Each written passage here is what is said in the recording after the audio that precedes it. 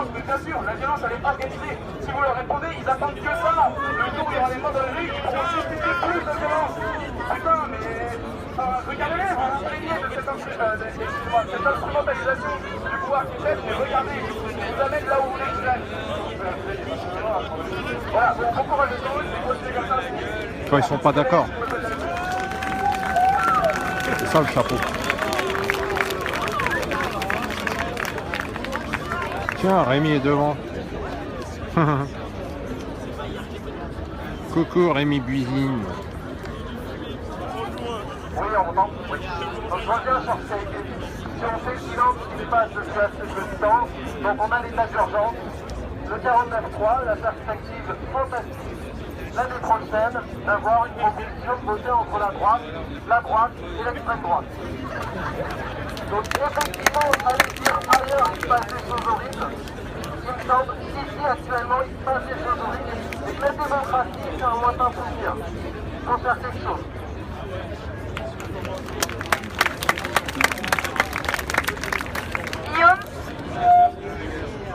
Merci pour tous vos cœurs, ça fait plaisir. Ça donne envie de rester encore plus debout. Bonsoir tout le monde en fait. Déjà je voulais dire la première chose, bon je pense que c'est un peu manqué de lucidité de prendre que le CRS ou quoi, de croire que le CRS c'est juste des individus qui sont là avec juste leur idée, etc. Non mais attendez, le truc c'est qu'ils sont payés pour un certain métier. Et en l'occurrence, pour faire passer la loi El Khomri, pour faire passer le 49.3 et pour défendre une démocratie qui a démocratie que le nom. Donc moi je voulais dire, la première chose que je voulais dire c'est que je pense que c'est très bien qu'on soit un millier à discuter ce soir, parce que qu'on se rappelle que quand ils ont mis en place l'état d'urgence, il y a plus de 3 mois, l'état d'urgence qu'ils ont déjà prolongé 3 fois, quand ils ont mis en place l'état d'urgence, ils nous ont dit, désormais, vous ne pourrez plus vous rassembler à plus de 3, on vous dispersera. Et bien là on est un millier, on nettoie l'assemblée et on s'organise pour voir comment on va mener la suite de la lutte et c'est une très bonne chose. Merci à toi, Nananas. On ne peut pas rester à l'état d'urgence, à commencer la loi contre la loi El Khomri, la lutte contre la loi El Khomri, et là ils nous ont gazés, matraqués, dispersés. Et là, comme ils ont vu qu'il n'y avait pas de solution parlementaire pour eux, ils viennent de faire passer la loi en 49.3. Moi ce que je pense c'est que leur fossé est en train de se creuser, parce que eux ils creusent le fossé. Et donc à nous aussi de creuser le fossé. Quand on est là, qu'on s'écoute, qu'on discute, qu'on s'organise, on est en train de creuser le fossé. Et il va falloir qu'on creuse encore beaucoup plus profondément. S'organiser, c'est non seulement prendre la rue, c'est non seulement être devant l'Assemblée nationale, mais c'est aussi considérer que les lieux où on travaille, les lieux où on étudie, moi je suis étudiant, que les lieux où on vit, c'est des lieux où on doit pouvoir désormais décider. Et aujourd'hui c'est pas encore ça.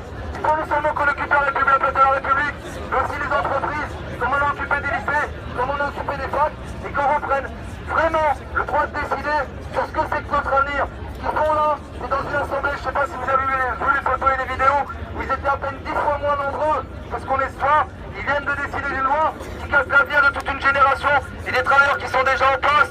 Ils se trouvent la légitimité de faire ça. Des gens qui gagnent à peu près 10 fois ce que nous on gagne et qui sont même pas foutus de se déplacer quand ils votent la prolongation de l'état d'urgence. Donc il va falloir qu'on creuse le fossé jusqu'au bout.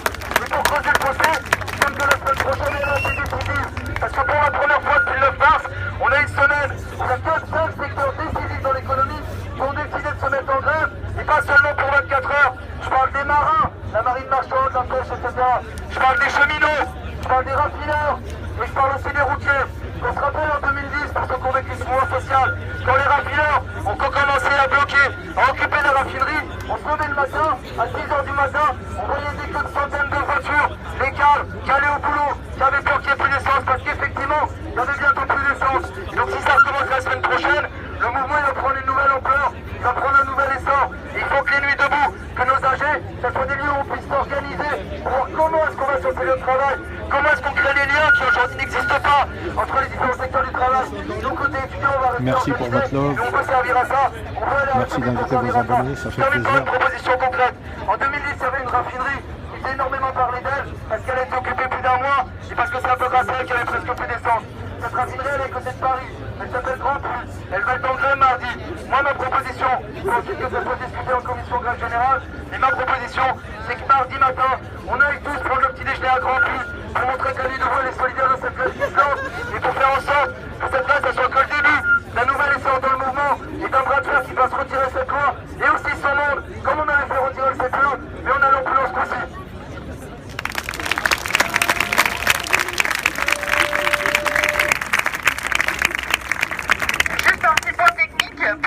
envie d'aller aux toilettes, il y a des toilettes publiques sur ma droite. En dessous du pont. Ouais, enfin derrière ça va être compliqué. Derrière ça va être compliqué. Bref. Milena.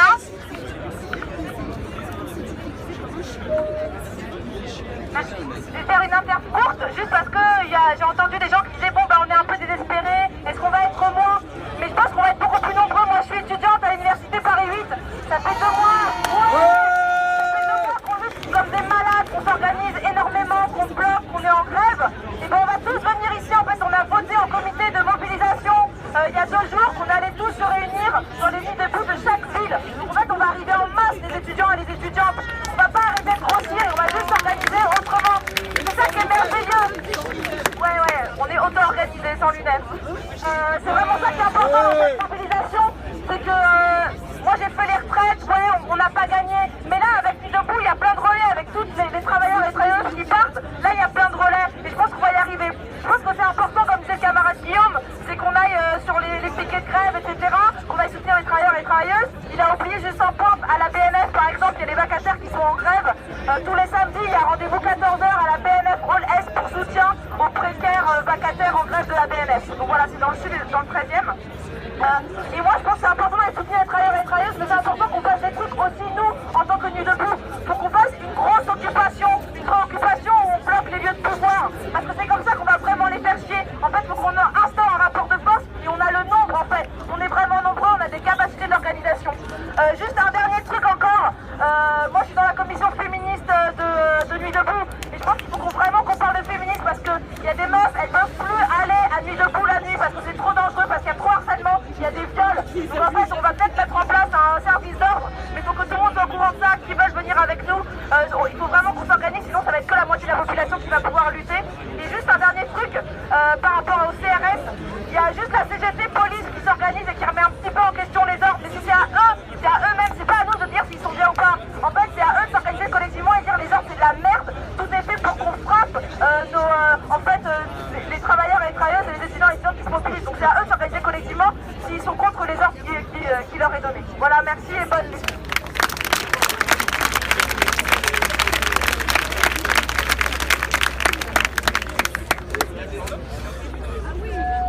Pour ceux qui veulent parler, les tours de parole, c'est Mathieu avec l'écharpe rouge juste à côté. Voilà. Et là, c'est Marco.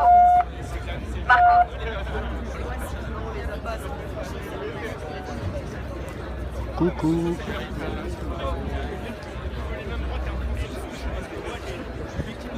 Bon, j'espère que vous appréciez.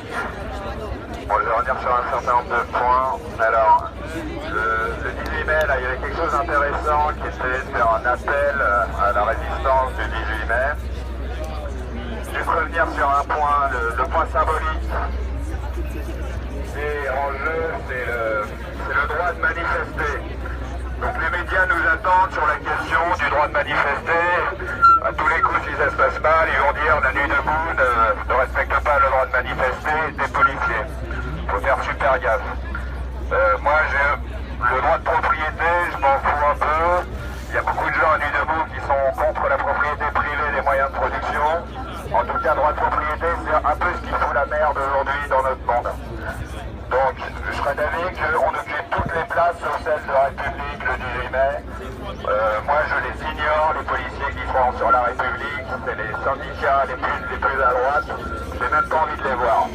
Par contre, si l'occasion d'aller occuper plein de places, peut-être à des groupes de 30, à se mettre au contact des gens qui connaissent pas bien Nuit debout, à réfléchir entre nous, faire des petits AG sur comment on communique avec ces gens-là, et les communiquer dans des places, éventuellement dans les quartiers, et après éventuellement partir en manif sauvage de partout, ils ne sauront pas où on est. Je pense que c'est une bonne occasion. Bon, après il y a l'idée du mémorial, mettre un mémorial sur toutes les victimes policières, ça je pense que c'est une très bonne idée, mais il suffit qu'on mette le mémorial, qu'on fasse une petite cérémonie et qu'on se casse. Après la grève générale, la semaine prochaine, pour moi c'est la semaine grève générale. Toutes les commissions qui sont un peu de long terme, Alors, ce serait pas mal de les mettre un peu en veille et vraiment de se polariser sur les questions de la grève générale. La grève générale, c'est quoi? Les commissions, les mecs, ils dorment pas de la nuit, ils se lèvent à 5h, 6h du mat pour arriver avant que les gens arrivent au boulot. On arrive tous la tête dans le cul, mais on est des petits groupes, on fraternise entre nous, on fraternise. Non, avec ils sont les pas derrière les syndiqués. camions, ils sont dans les camions. C'est des super moments Il y en à a 2-3 passer. entre Et chaque je pense camion. qu'il faut qu'on soit tous dans les lieux de travail la semaine prochaine. Ouloulou, en effet. Oui, après il y avait la question de la Ça violence. Bon.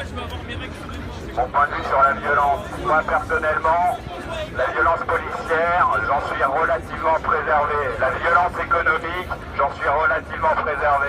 Donc j'en suis encore dans une phase où je retarde mon action directement violente, ok? Mais il faut bien comprendre qu'il y a des gens qui subissent cette violence de manière directe et quotidienne depuis longtemps, depuis très longtemps, que ce soit des militants, que ce soit des gens qui subissent le délit de faciès.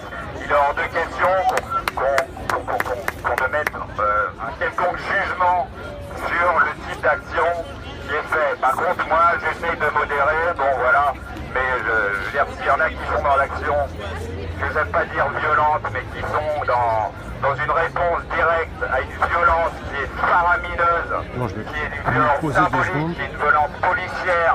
Le nombre de manifestants qui ont perdu un œil depuis quelques mois, c'est énorme. Ça, faut bien l'avoir en tête. Voilà, donc cette violence-là, les réponses, c'est pas notre responsabilité de donner quel est le moyen de réponse à cette violence-là. Voilà, en gros.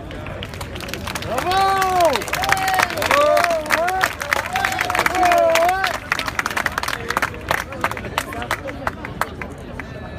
Alors, peuple français, citoyens du monde, excusez-nous de vous déranger. On a trouvé Anonymous. Alors, je sais pas si Oh, vous Mustapha, on m'entendez t'a bien. reconnu. Non. Alors, je vais essayer de parler comme ça. Voilà. Alors déjà, je viens de Belgique. Sachez qu'il n'y a pas que la France qui essaye de se réveiller. Bort, Mignolet, Et le ça y est, il est problème cramé. qui se passe actuellement Ouais, à mettez chaque des cœurs pour manifestation, Bort. c'est que nous descendons pour les mêmes causes, mais nous ne sommes pas reliés entre nous. Nous sommes plus ou moins 200 sur cette place, mais vos voisins, vous n'avez même pas les numéros de téléphone et les coordonnées de vos voisins. Non, il s'est pas compté. Or que malheureusement, Il est quand nous belge. descendons lors des manifestations, nous sommes divisés par les CRS. Nous sommes gazés et puis embarqués. Or que les CRS, quand ils sont en face de nous, ils sont pas plus en général qu'une trentaine en ligne. Si nous avançons en ligne droite, déterminée, nous passons les premières lignes de police et après le trottoir est à nous. Il y a aussi, si chaque citoyen retirait plus de 20 € de leur Mister Cash, les banques tomberont. Alors, comme vous pouvez constater, la droite, la gauche, la FGTB, c'est la même illusion démocratique. Quand vous descendez lors des manifestations, tout est balisé. Vous suivez comme des moutons. Vous devez vous organiser, vous structurer et vous échanger vos informations, téléphone ou mail. Comme ça, quand vous descendez, vous êtes déjà organisé lors de la manifestation. Mais quand vous descendez à la manifestation, vous suivez la population, mais vous ne savez pas comment vous devez agir et comment faire. Donc, au bout de 2-3 heures, vous rentrez chez vous et on répète le lendemain la même chose. Or que nous, logiquement, toutes les personnes qui sont ici, sont sur la place, sont des personnes qui sont suffisamment éveillées. Alors il y a le TAFTA, les OGM, Il se cache pas, on sait qui c'est. C'est la Bort Mignolet, manipulation de la mouvement du presse 14 juillet. et du gouvernement. Il y en a qui essaient de bloquer les communications, mais si vous bloquez les communications, le collectif international Anonymous ne pourrait plus rien faire, car ce que vous ne savez pas, Daesh, et nous allons parler de Daesh, et aussi de la manipulation gouvernementale. Il se Car prend les pour musulmans Bort ne Mignolet, sont tape pas son plus nom mauvais sur que les Google et tu vas Européens. voir. Et Il était là déjà au mouvement du 14 juillet l'année dernière. Qui essaient de faire des sonnettes d'alerte directement les associer comme extrême droite. Il y a Sylvain Baron, des décrocheurs, soi-disant il fait partie de l'extrême droite. Moi, soi-disant, Porte le Bec, je fais partie de l'extrême droite. Je ne fais absolument pas partie de l'extrême droite. Je suis là pour la diversité. Il se prend pour personne, il s'appelle Bort Mignolet. Tape son nom sur Google et tu vas savoir qui Il n'y a pas que la c'est. France, il y a la Belgique, il y a le monde entier qui est occupé à souffrir. Nous pensons trop à notre petit derrière. Il serait peut-être temps que vous vous retirez le doigt et le petit doigt. Lui, depuis le 14 juillet, il est ici sur Que vous arrêtez de Paris. vous enculer comme des lapins et que vous arrêtez de caillasser les voitures encore l'argent sortira de votre portefeuille tout tard. Vous payez des taxes, des contributions, mais vous continuez à payer des péages et des autoroutes. Vous continuez à vous faire manipuler, mais vous êtes là tous ensemble et vous écoutez, mais vous ne prenez même